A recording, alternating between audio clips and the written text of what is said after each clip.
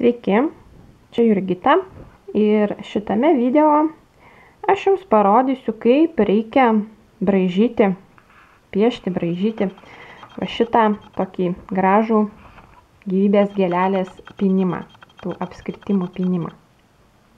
Labai smagu jį daryti, nes labai paprasta, labai greitas darbas, labai gražiai gaunasi ir nieko nereikia nei matuoti, nei piešti. Apskritai jokių sugebėjimų kažkokių, reikia balto popieriaus lapo ir skriestuvo. Viskas, visi įrankiai. Tai dabar darbas atrodo taip. Aš nusistatau, pasirenku, kokiu dydžiu aš piešiu tą apskritimą. Koks man patinka tas. Ir paimu ant lapo ir nusipaišau tą apskritimą savo.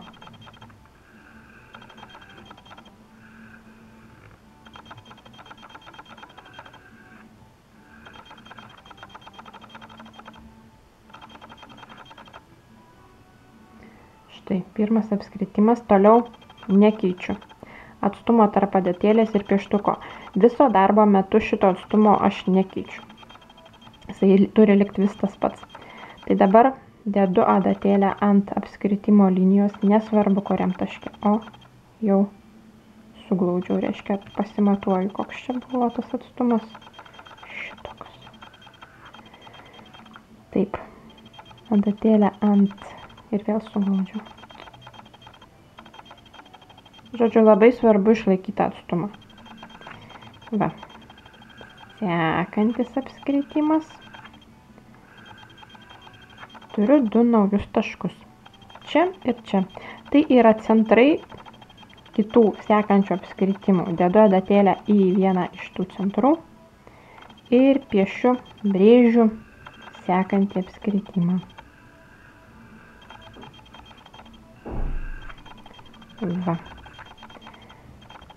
Toliau turiu vėl vieną naują tašką, į kurį dedu adatėlę ir brėžiu iš to centro naują apskritimą. Vėl naujas taškas, vėl adatėlė, va taip ratu.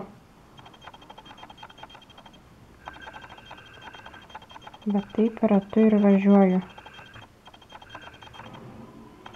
Vėl naujas centriukas. Na ir paskutinis pirmo apskritimų rato apskritimas. Nu va.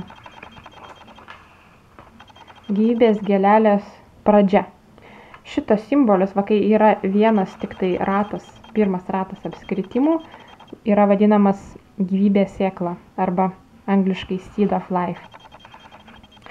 Toliau piešiu tuo pačiu dydžiu apskritimus iš va šitų centrų. Va šitų.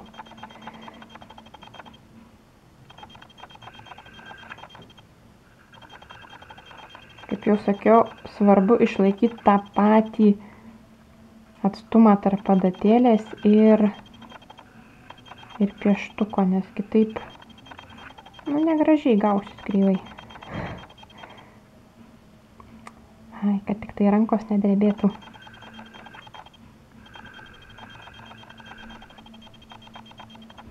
Taip.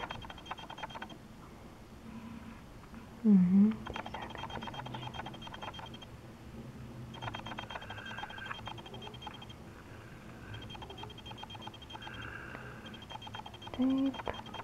Šitą pynimą labai mėgsta menininkai, kurie piešia mandalas, domisi mandalomis ir apskritai sakraliąją geometriją. Na štai. Dabar aš piešiu tuos apskritimus iš va šitų centrų.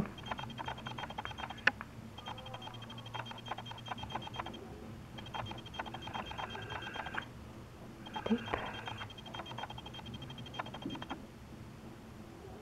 Netgi lietuvių liaudies mene, ko gero, galima rasti panašios ornamentikos.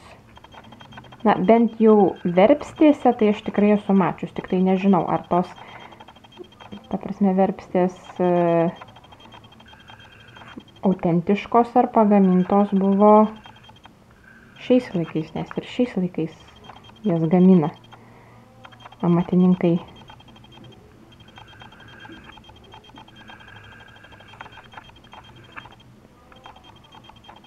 Štai. Na va. Ir dabar toliau mano tie apskritimų centrai bus va šitie. Šitas.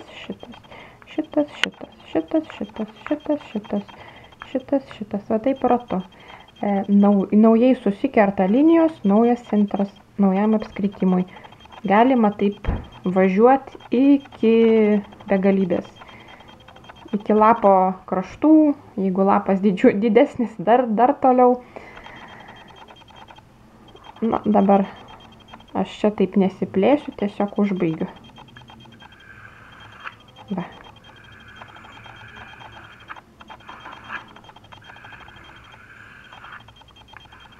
Tas mano skriestuvas tai šiek tiek išklebėjęs. Bet štai. Prašau, greit, paprastai ir gražiai. Galite eit spalvot. Sėkmės.